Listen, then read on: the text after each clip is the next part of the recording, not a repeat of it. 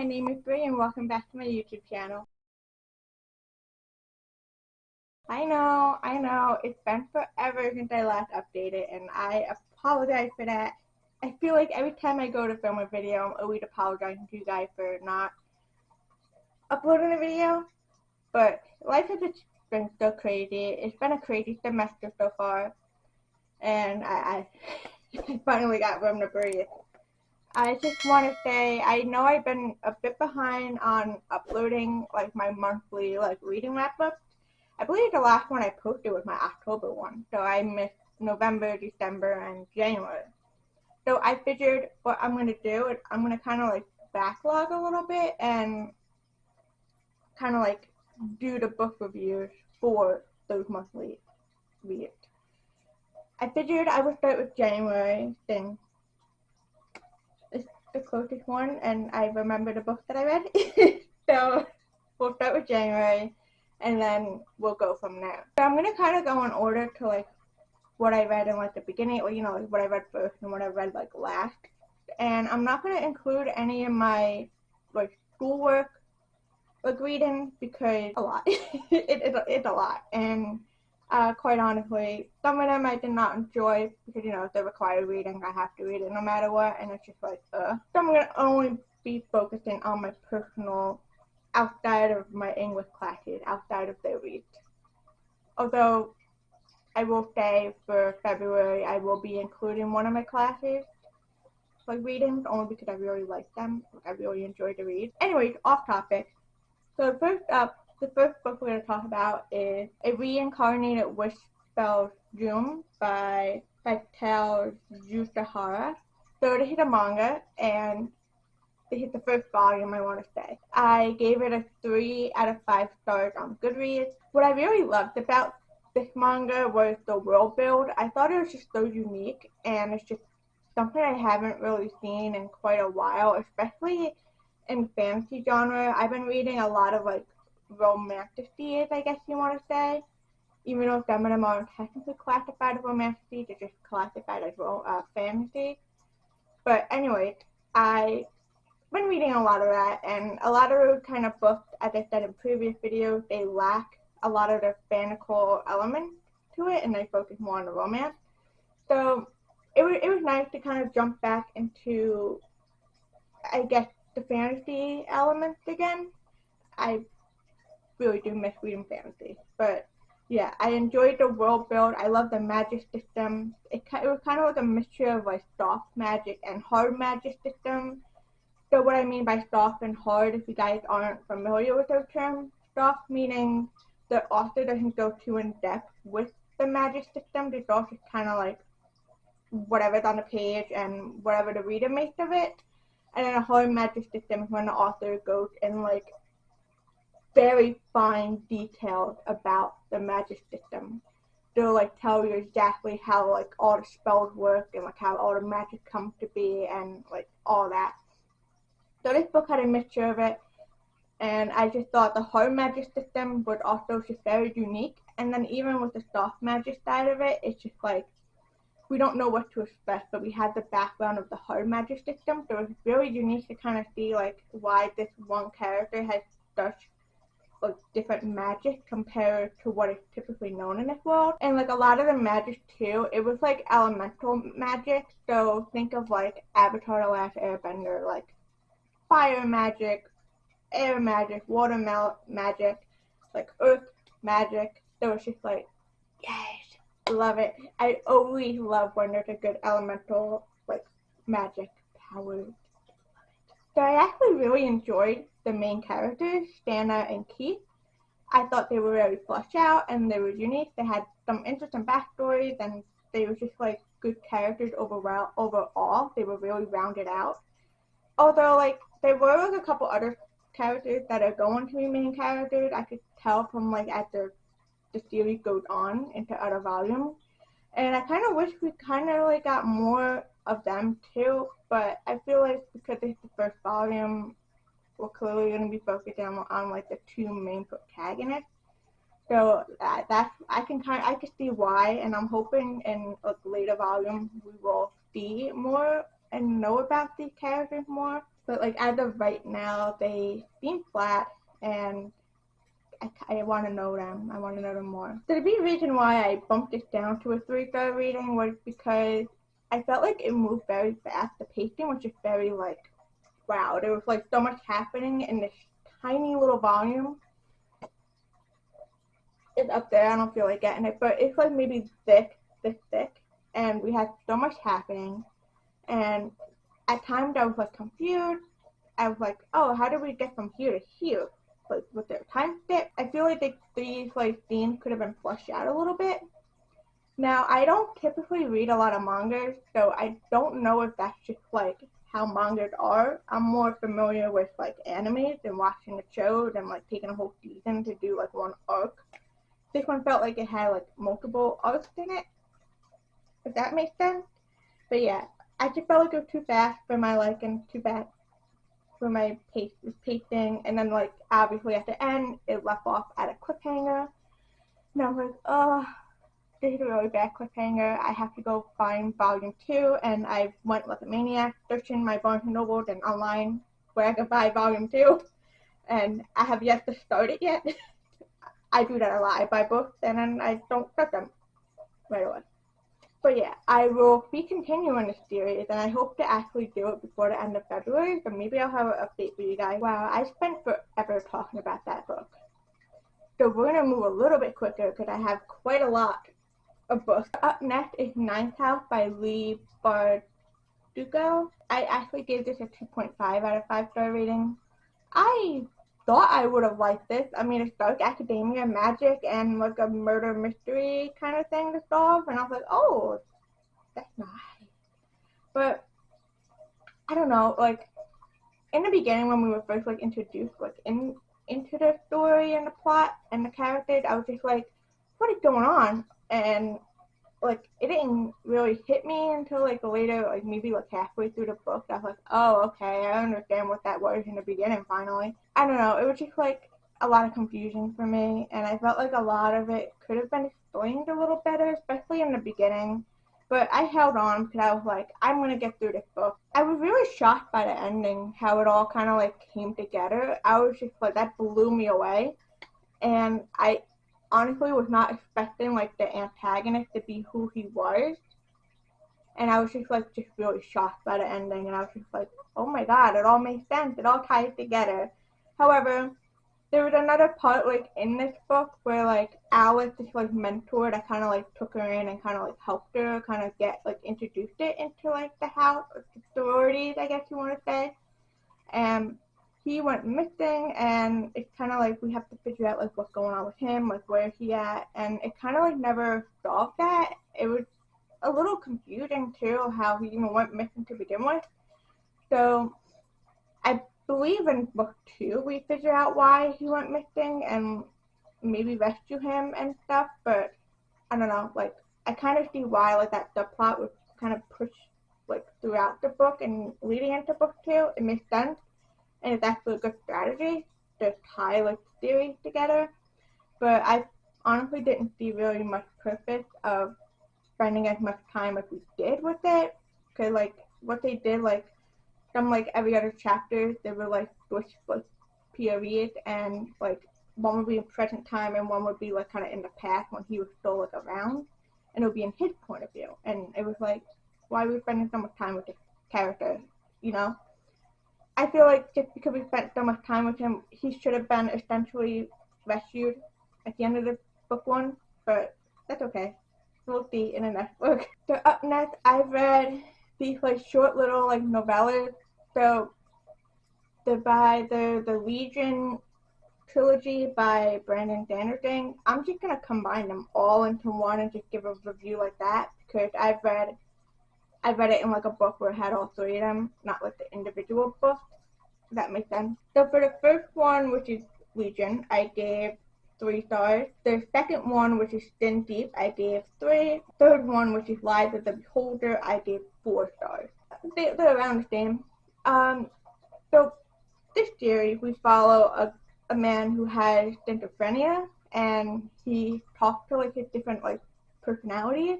Whereas we as the reader, we can see his other personalities, and we get to learn who they are and I thought that was just really unique how Brandon Sanderson went about with it.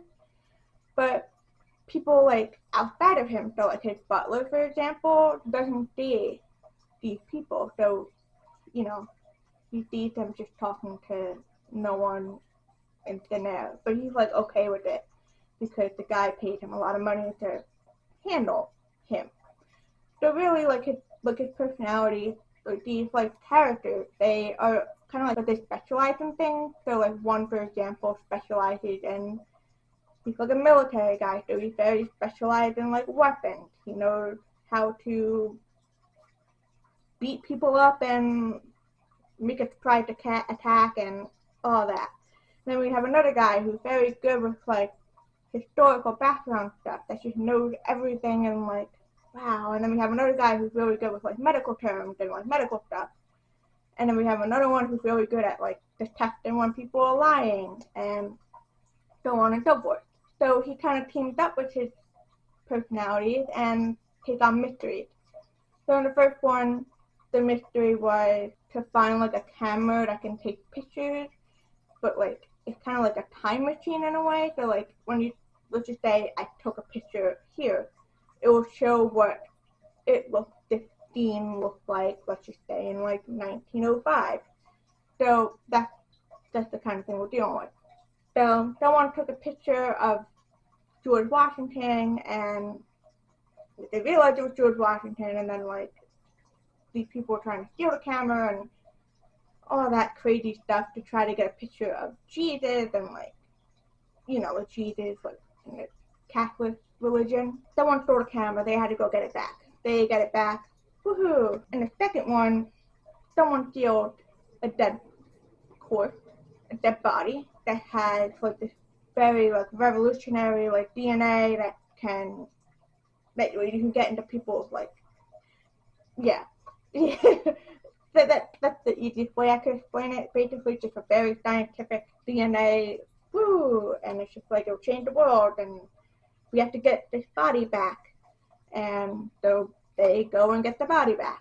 And then in the third book, they meet up with an old doctor, like a psychiatrist that works with them to kind of help them tap into these personalities. He's losing control of them, and there's a way to get rid of them. And he goes and figures out it's a scam, and yeah.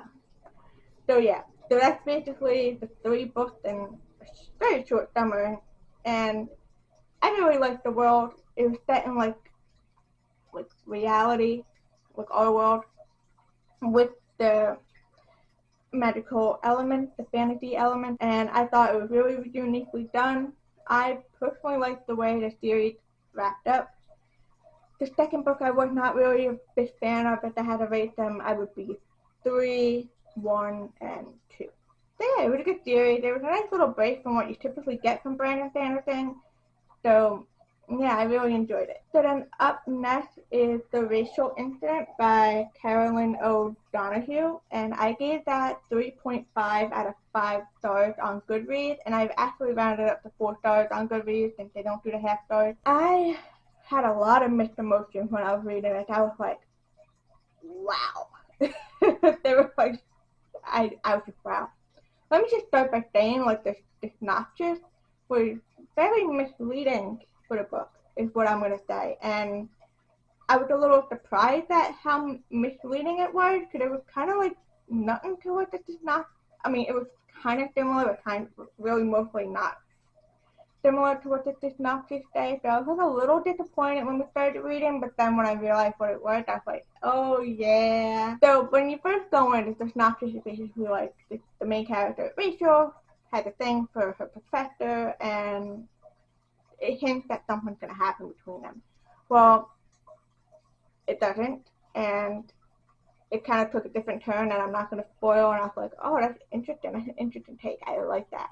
But we're mainly just following Rachel's life, and with her friend James, moved in with her friend James, and we kind of learn about like family situation, we learn about like her social situation, her like love life, and just kind of growing up from like college to being like a young adult. I really love Rachel as a character. She's very complex, and she reminds me of kind of a lot of like college students, because she's at that age. So it's like I felt like I was able to like see her as like a real person and just kind of be like, oh, like I see this almost every day because I'm at college. I'm a college student, so it's like I can see like why she acts like this. So I get it. And she's very like immature in the beginning, but that's because college kids think they know everything because they are adults now and they're very immature still.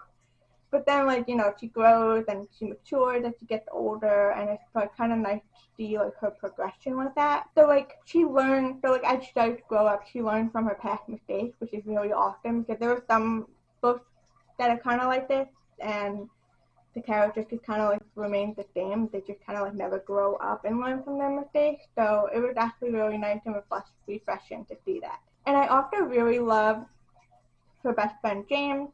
He was another very interesting character. He was not fully out as being gay. He just kind of was a little homophobic towards himself, like when he was still in the closet.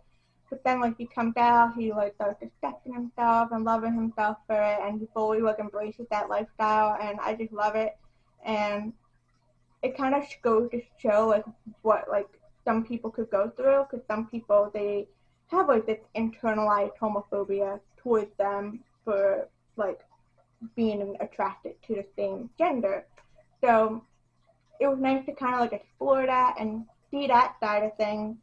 And then this was also set in Ireland, so it was a little bit different than like the United States and like England and like other places in the world.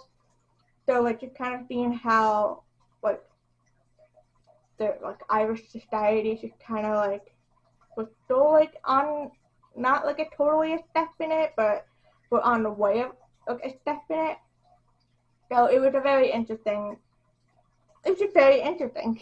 That's all I gotta say. So we deal with some other harder topics like abortion and like miscarriaging and like pregnancy. If that's something that you guys can't really handle, then this is not a book I would recommend. Even for someone like myself who, I mean, never been pregnant, never had to go through that kind of stuff. So like even for someone that doesn't go through that stuff, it's still really hard to kind of comprehend. So if you're sensitive to that, then I would recommend not reading this book, unfortunately. And I also really liked how but you can tell like the author, like with the other characters in the book that weren't so like, like major characters, you can kind of tell that the author spent a lot of time with the characters to kind of get to know them, and it like really shows in the work. Like even the side characters, they didn't feel flat. They sounded like they were rounded out characters, and like it's like the reader, we actually knew them in an intimate way, like Rachel and James did. So that was really nice to see. But the reason why I gave it like a lower rating was because, as you guys know, I'm not a fan of non-linear timeline stories. I like everything just kind of playing out the way it is. And if it is going to be non-linear, then it has to be done in a right way where it doesn't confuse the reader or doesn't seem like it's like purposely doing it. But yeah, like the jumping around with the timeline got a little confusing. Like especially in the beginning, we start in the present time, and then we kind of jump back to when they were in college for most of the book, and then towards the like I want to say like the last like 70% of the book, we kind of like rush through. Like they're like mid-20s to when they're like in their 30s, and it just felt very rushed, and I didn't think the pacing was that good with it. I feel like if anything, like we should have kind of skipped over it, and I think we would have been okay. There were some parts where it's like kind of necessary that we needed that, but at the same time, it was like you could have just told us instead of showing us, and we would have been okay with it. So that's why I wasn't too much of a fan of like the non-linear timeline and the pacing. I felt like the pacing, especially at the end, could have been better. And it also kind of left us off on like a little bit of a cliffhanger. And from what I understand, this is not going to be a series, so it kind of left it up in the air and like let the reader kind of decide what happened. And I'm not a fan of that. I need like a complete closure when I'm reading like a singular book that's not going to continue on to a series. So I did not like that at all. Like I remember I was flipping through the page and I'm like, where the F is the rest of the book? I'm like, did the printer not print it or something? So yeah, so authors, please do not leave the ending up in the air for the reader to figure out. Just make a very clear ending. But yeah, overall, I really enjoyed the story, and I guess I can say it's probably one of my, definitely my favorite January read. I was gonna say it's my favorite of 2024 so far, but that's a lie. That's a book that I read this month, which I will get to in a later video. So that is all I've read for my personal reading for January. If you guys like this video, please give me a thumbs up. Comment down below if you read any of these books, and if you have, I would love to know what you thought about them. And if you're not already, please subscribe to my channel, and don't forget to ring that bell so you don't miss any of my upcoming videos. Until next time, I will see you guys then. Bye!